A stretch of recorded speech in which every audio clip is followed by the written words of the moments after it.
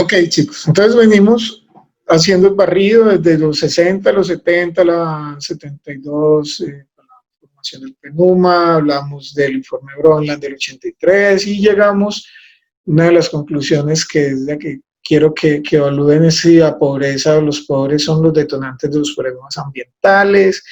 Pasamos a mirar un tema de cómo se debe cambiar ese tema de hábitos y hábitos en especial de los seres humanos, ese ejercicio de consumismo. Y en junio del 92 empezamos a hablar que los problemas ambientales pasan a ser problemas universales. Y en ese cambio de esos problemas universales empezamos a detonar entonces esa necesidad básica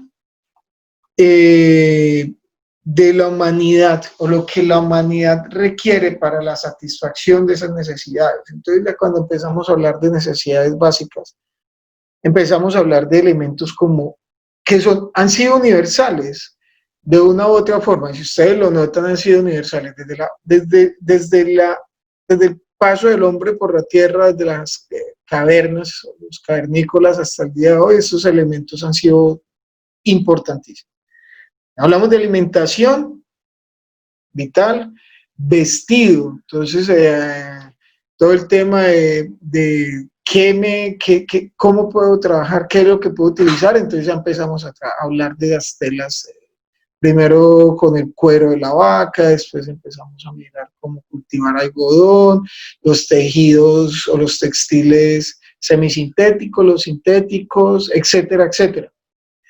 Hablamos como necesidad básica también el tema de la vivienda, entonces hablamos de los cavernícolas, de las cuevas, de los iglús, de ya la estructura de las viviendas, el desarrollo de la arquitectura, la vivienda hace 2000 años, la vivienda hace 500 años, los romanos, los egipcios, Occidente, Oriente, entonces ya empezamos a hablar de la arquitectura colonial, de la romántica, del clasicismo, etcétera, etcétera, hasta el día de hoy, posmoderna y moderna. Y obviamente la salud.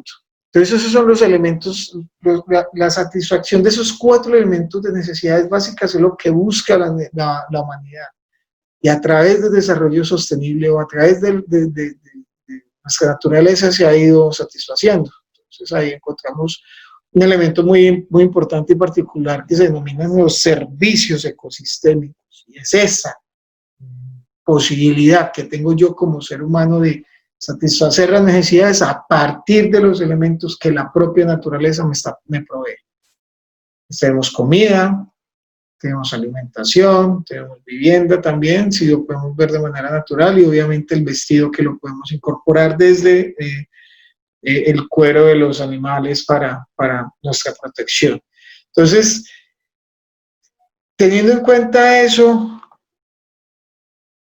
digamos que necesitamos empezar a generar cierta limitación que se viene dando a partir del desarrollo por el estado actual de la organización tecnológica y social. Entonces, cuando hablamos de esto, esas limitaciones del desarrollo impuesta por ese estado actual, hablamos muchísimo de esa sobreexplotación de los recursos naturales. Entonces, por ejemplo, en el tema de pesca, si ustedes hablan con personas que estén muy cercanas en la playa, que hayan vivido toda la vida de la playa, de inclusive del río, se podrán dar cuenta que los pescadores ya sus faenas de pesca tienen que irse mucho más lejos, mucho más adentro, porque ya lo que encontraban acá en un comienzo, al comienzo del océano, ya no lo encuentran.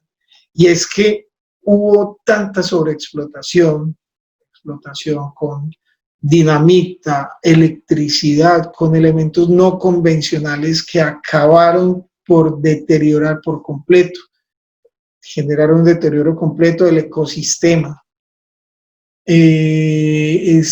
Elementos tan sencillos como dónde se descargan las aguas hervidas o las aguas negras de Santa Marta. Si ustedes no lo saben, ahí en la bahía de Santa Marta, nada más a menos de 1 kilómetro por toda la playa, hay un sitio donde ustedes no se pueden bañar ni por el berraco. Ahí llega toda el agua sucia de Santa Marta, sin ningún tratamiento, sin ningún manejo.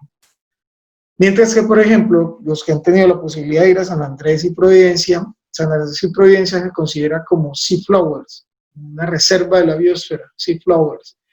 Y ellos tienen un tratamiento diferente. Ellos protegieron toda la barrera de coral y las descargas de aguas servidas van a ser mucho más adentro, muchos kilómetros adentro del mar, con un tratamiento preliminar que evita que haya una sobrecarga de materia orgánica en esa zona. Entonces, elementos que nos toca empezar a tener en cuenta para sobrevivir muchísimo más adelante. Entonces, el impacto de todo ese desarrollo, de toda esa sobreexplotación sobre los recursos naturales, ha generado que sea demasiado fuerte. Recuerden que estamos ubicados en la biosfera, en la esfera de la vida, la biosfera, ¿sí? Y esa capacidad que esa esfera de la vida, donde estamos nosotros situados, donde está el suelo, ha sido muy fuerte y ha generado que ella no tenga la misma capacidad de velocidad para absorber todo el impacto que los seres humanos estamos generando en ella, ¿sí? Entonces, empezamos a manejar ya dos elementos, dos conceptos a partir de lo que podemos tener esta diapositiva, y es que tenemos sobreexplotación y manejo de recursos naturales. Entonces ya tenemos dos conceptos que vamos a ir pensando, en la no explotación y en el manejo de los recursos. Ojo, acá empezamos a hablar ya de arquitectura vernácula. Recuerden que la arquitectura vernácula es la arquitectura sin arquitectos. Entonces, cuando hablamos de arquitectura vernácula, hablamos de materiales y de la calidad, de la forma en que nuestros abuelos generaban ese tipo de construcciones. Entonces, empezamos a hablar, por ejemplo, de el bareque, de cómo es la estructura de una vivienda en Boyacá o en Tunja, o en Pasto, o en Ipiales, versus cómo es la estructura de una vivienda en el mar, a la orilla del mar, en el Pacífico. Entonces hablamos de los de suelo frío, entonces hablamos de una estructura gruesa, de muros gruesos, de pocas ventanas, ¿sí? Confinadita para que se pueda calentar internamente y se sostenga. Mientras que cuando hablamos de una estructura como la del Pacífico, hablamos de casas altas, de cielos, de techos altos, con ventilación cruzada, con muchísimas ventanas y mucha luz, porque eso es lo que nos permite refrescar un poco la vivienda. Ni claro, nos tenemos que ir al Pacífico, nada más acá en el Valle del Cauca, en ciudades como Bando, Zarzal, etc. Si nos vamos hacia Antioquia, pues ustedes ven las casas que hay en Santa Fe de Antioquia, que son casas altas, que son casas con cielos rasos altos, con techos altos, para que haya ventilación por el clima que hay. Y si nos vamos para Turbo, pues son casas Necoclí, toda esa zona, son casas con esas mismas características por el calor.